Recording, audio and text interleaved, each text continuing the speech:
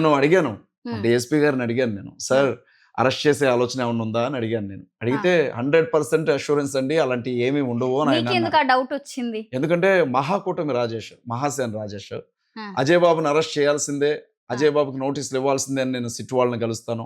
ఆ! అజయ్ బాబుని అరెస్ట్ చేయాల్సిందే, గట్టిగా గుణపాఠం చెప్పాల్సిందే అనుకుంటూ మాట్లాడాడు. ఆ! మహాకూటమి రాజేష్ అంటే తెలుగుదేశం పార్టీ అధికార ప్రతినిధి అతను. ఓకే. వాళ్ళ వెనకే ప్రభుత్వం అంతా వాళ్ళ వెనక. ఇప్పుడు అంటే ఏమనుకుంటున్నారంటే వాళ్ళు మీకు నెగెటివ్‌గా ఉన్నారా ఇప్పుడు? వాళ్ళు నాకు నెగెటివ్ గానే ఉన్నారు. ఇప్పుడు వాళ్ళందరూ వాళ్ళ నెగెటివ్ వల్లే గానే ఇట్లా ఉన్నారు. బెదిరింపు కాల్స్ అవును వస్తున్నాయంటారా? మేడం. ఓకే. అంటే నార్మల్‌గా శ్రీరామనవమి. సో, హ్మ్. వచ్చిన తర్వాత మీరు ఫోన్‌లో మీకు ఎవరో విష్ చేసినట్టున్నారు. హ్మ్. మీరు గూడా చెప్పిండ్రు. హ్మ్. సో, చాలామంది ఏంటనంటే ప్రైజ్ ది లార్డ్ అంటారు. హ్మ్. సో, మీరు రివర్స్ గూడా అదే సమాధానం ఇచ్చారు. హ్మ్. ఎందుకంటే భయంతోనా ఏంటి? భయం లేదు, ఏం లేదు మేడం. ఇప్పుడు ఒకతను నాకు ఫోన్ చేశాడు. హ్మ్. హ్యాపీ శ్రీరామనవమి అన్నాడు. హ్మ్. తను నాకు శుభాకాంక్షలు చెప్తున్నాడు. హ్మ్. మీకు కూడా శ్రీరామనవమి శుభాకాంక్షలు అని చెప్పాను. కొందరు చెప్పరు. అక్కడితోనే అయిపోయింది కదా! దాన్ని ఇప్పుడు ప్రొలాంగ్ చేయాల్సిన అవసరం ఏమి లేదు కదా! ఆయన సంతోషపడ్డాడు కదా! ఓకే. పోనివ్వండి.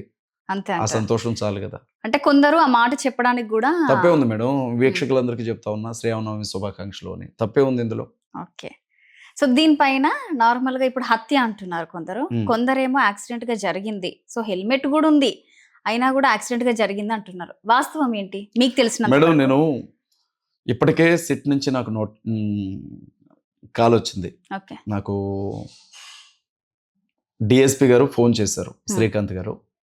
మీరు మీ దగ్గరున్న అనుమానాలు, మీ దగ్గరున్న ఆధారాలు తీసుకొని మా దగ్గరికి రావాల్సి ఉంటుందని చెప్పారు. సోమవారం రోజు వచ్చి కలుస్తానని చెప్పాను. హ్మ్. సోమవారం రోజు నేను వారిని కలుస్తాను. సో, మొదటి నుంచి గూడా నేను ఒకే స్టాండ్ మీద ఉన్నాను. హ్మ్. ప్రవీణ్ పగడాల గారు చనిపోయిన రోజు నేను రాజమండ్రి వెళ్ళాను. హ్మ్. నేనక్కడికి వెళ్ళినప్పుడు ఆయన డెడ్ బాడీ ఏ స్థితిలో పడుందో అక్కడున్న ప్రజలు మొత్తం కూడా చెప్పడం విన్నాను. ఫోటోగ్రాఫ్స్ చూశాను. హ్మ్. ఆయన యాక్సిడెంట్ జరిగింది అని చెప్తున్నటువంటి ఆ స్థలం దగ్గరికి వెళ్ళాను. ఆ స్థలాన్ని చూశాను. రోడ్ నుంచి ఒక 7, 8 అడుగుల దూరంలోనే బండి పడిపోయింది. ఇప్పుడు విషయం ఏంటంటే మేడం, బైక్ ఆయన పడిపోయి ఉంటే ఆయన మీద దుప్పటి కప్పినట్లుగా పడుంది బైక్. ఆ! రెండవదేంటంటే ఆయన కళ్ళజోడు జాగ్రత్తగా తీసి పక్కన ఎవరో మడత పెట్టి పెట్టినట్లుగా కళ్ళజోడుంది. హ్మ్. ఆయన ముఖానికున్న మాస్క్ జాగ్రత్తగా తీసి పక్కన పెట్టుంది. యాక్సిడెంట్ జరిగింది అని చెప్తున్న ఆ స్థలంలో ఒక కట్టె ఇరిగిపోయి దానికి రక్తం అంటుంది. రక్తం ఉంది అన్నారు. అంత పెద్ద బండి 200 కిలోల బండి మీద పడితే బోన్స్ ఇరుగుతాయి మేడం ఖచ్చితంగా. యెస్. ఒక్క ఖచ్చితంగా. బోన్ కూడా విరగలేదు. ఖచ్చితంగా. ఎలాంటి బోన్ ఫ్రాక్చర్ అయినట్లుగా ఏమీ లేదు. హ్మ్. తలకి హెల్మెట్, జావా జా హెల్మెట్ ఉంది. యెస్. అది ఒక పెద్ద వెహికల్ కింద పడ్డా కూడా తల పగలదు. అవును. ఆ బండి మీద నుంచి ఒకవేళ మనిషి పడిపోయాడనుకున్నా, వెనక్కి అసలు తలకి దెబ్బ తగిలే అవకాశమే లేదు. వెనక ఏ దెబ్బ లేదు మేడం. హ్మ్. కానీ మూతి మీద మూతి మాత్రం మాత్రం. పగలగొట్టినట్లుగా స్పష్టంగా, చాలా స్పష్టంగా కనపడింది. ఆ రోజు ప్రిలిమినరీ రిపోర్ట్ చెప్పారు అక్కడ చూసి. ఓకే. పోలీసులు ఒంటి మీద ఉండే బట్టలు తొలగించి. హ్మ్. తొడ మీద ఒక 6 అంగుళాలో, 7 అంగుళాలో కాలిపోయినట్లుగా ఆయనకి తొడ కాలు దగ్గర దగ్గర. ఉంది అని చెప్పారు. అయితే నేనేమని అడిగానంటే, మంచిదండి హ్మ్. సైలెన్సర్ కాలింది అని అనుకుందాం. హ్మ్. మరి ప్యాంట్ కాలలేదు గదా! హ్మ్. చర్మం ఎలా కాలింది అని అడిగాను నేను. యెస్. ప్యాంట్ అవును. కాలకుండా చర్మం ఎలా కాలింది కాలదు. అని అట్లా. అడిగాను. హ్మ్. ఒంటి మీద ఉండే షర్ట్ చినగలేదు, ప్యాంట్ చినగలేదు. కానీ ఏ లోపల విధమైన దెబ్బలు. లోపల దెబ్బలున్నాయి. ఇదెట్లా సాధ్యం అండి అని అడిగాను. హ్మ్. ఆ ప్లేస్ చూసినప్పుడు మాకర్థమైందేంటంటే, దీని వెనక ఏదైనా కుట్రుందా? ఒకవేళ ఇది యాక్సిడెంటే అని పోలీసులు గూడా అంటే, ఆ! మరి యాక్సిడెంటల్ కేస్‌గానే మూసేయొచ్చు గదా! మూసేయొచ్చు. యెస్. అనుమానాస్పద మృతిగా ఎందుకు కేసు నమోదు చేశారు? యెస్. మేమిప్పుడు అనుమానాలున్నాయి అని చెప్తున్నాం. హ్మ్. మీకుండే ఆధారాలు తీసుకురా అంటున్నారు.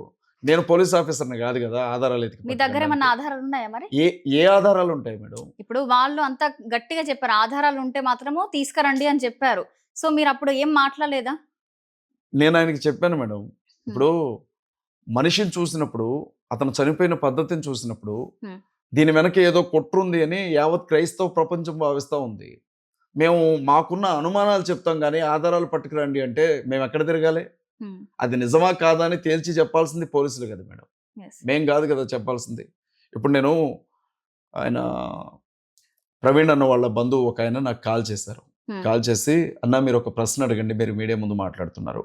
ప్రవీణ్ అన్న చేతికి ఎప్పుడూ గూడా డైమండ్ రింగ్ ఒకటి, హ్మ్. రెండోది ప్లాటినం రింగ్ 2 రింగ్స్ ఉంటాయి. హ్మ్. చనిపోయిన తర్వాత ఆయన చేతులకు ఆ రింగ్స్ లేవు. అయి ఏమైనాయి అని అడగండి అన్నారు. నేను హ్మ్. వెంటనే ప్రవీణ్ అన్న గారు చనిపోయి ఆడ పడిపోయి ఉన్నటువంటి స్థలంలో ఆయన చేతులకి డైమండ్ రింగ్ లేదు, ప్లాటినం రింగ్ లేదు. అవేమయ్యాయి అని అడిగాను. ఆ! ఆధారాలేంటి అని అడిగితే ఆయన్ని తీసుకొనొస్తాను. అది ఆధారమే గదా! నాకు చెప్పిన వ్యక్తిని తీసుకొనొస్తాను అక్కడికి. హ్మ్. అది ఆధారమే గదా! అవును. హైదరాబాద్ నుంచి మనిషి హ్మ్.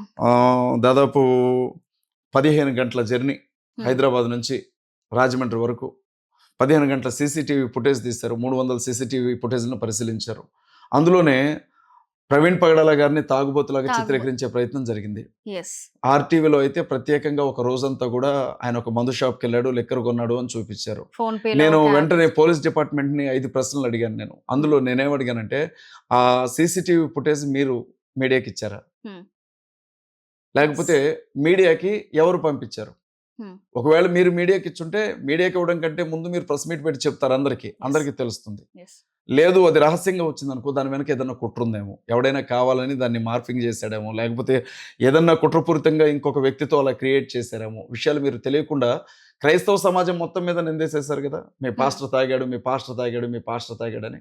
అంత గొప్ప ఉన్నతమైన వ్యక్తిత్వం ఉండే వ్యక్తిని ఒక త్రాగుబోతులాగా చిత్రీకరించారు గదా! మాకు కష్టం అనిపించిందా మేడం? మరి ఇది ఎక్కడ న్యాయం అని అడిగితే ఐజీ గారు ఏం చెప్పారు? ఆ హ్మ్. సీసీటీవీ ఫుటేజ్ మేము ఇవ్వలేదు. మాకు హ్మ్. దొరకలేదు. అది ఎక్కడిదో కూడా మాకు తెలీదు అన్నాడు. హ్మ్. వెంటనే అరటివోళ్ళు సింపుల్‌గా చేసినంత చేశారు. హ్మ్. రచ్చంతా చేశారు. బురదంతా పోశారు.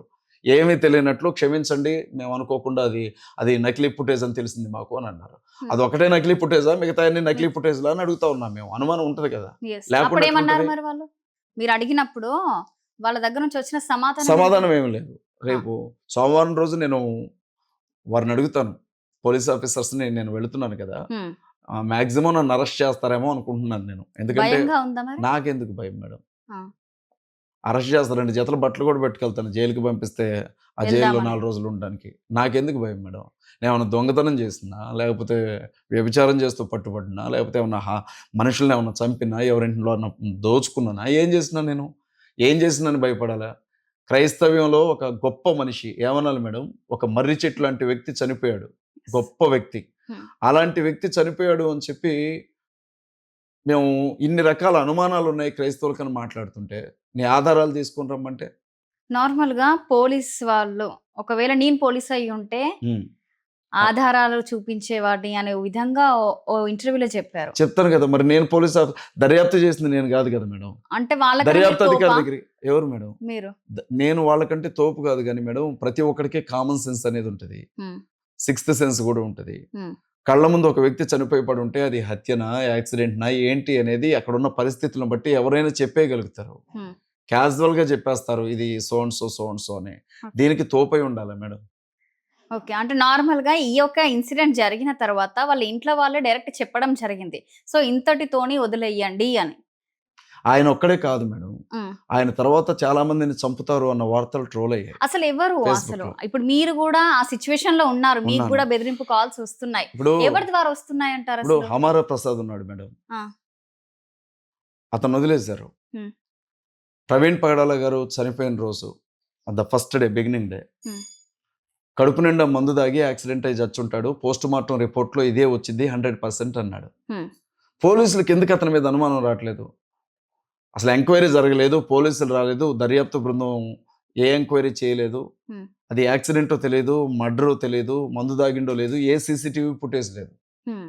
అసలు ఎవ్వరికేం తెలీదు. ఓకే. కానీ వీడు హైదరాబాద్‌లో కూర్చొని జెప్పేసాడు. ఖచ్చితంగా తాగే కింద పడుంటాడు. హ్మ్. అలాగే చచ్చిపోయాడు అని. నీకెట్లా తెలుసు అని కనీసం అడిగారా హమారా ప్రసాద్‌ని? హ్మ్. మేమెవరు ప్రెస్ మీట్ పెట్టలేదు. మేమెవరు విషయం చెప్పలేదు బయటికి. హ్మ్. సీసీటీవీ ఫుటేజ్‌లేం రాలా? అప్పటికి లిక్కర్ షాప్ ఫుటేజ్‌లు రాలా? లేకపోతే మందు తాగి నడిపినట్లు ఫుటేజ్‌లు రాలా? హ్మ్. నువ్వెట్ట చెప్పినవురా బాబు అని అడిగారా మేడం? హ్మ్. ఆయన్నడగల. ధర్మార్గం భాస్కర్ రాజు ఉన్నాడు. హ్మ్. మందు తాగి చచ్చాడో, డ్రగ్స్ తిని చచ్చాడో ఎవడికి తెలుసు అన్నాడు. హ్మ్. ఎలా మాట్లాడతాడతను? కరుణాకర్ సుగ్గున కూడా అలాగే అన్నాడు. వాళ్ళందరూ గూడా అలాగే మాట్లాడినప్పుడు, నీ దగ్గర ఏ ఆధారాలున్నాయని అజయ్ బాబుని అడిగే పోలీసులు, హ్మ్. మేమింకా విషయాలేమి బయట పెట్టక ముందే, అది కేవలం మందు తాగే చచ్చిపోయాడని మీరెలా చెప్తున్నారని వాళ్ళని అడిగారా? వాళ్ళకేమన్నా నోటీస్ ఇచ్చారా? వాళ్ళకేమన్నా ఫోను లేదు. చేశారా? లేదు. అంటే అన్యాయం జరిగింది అని చెప్పే వాళ్ళకి నోటీసులిచ్చి అరెస్ట్ చేస్తారా మేడం?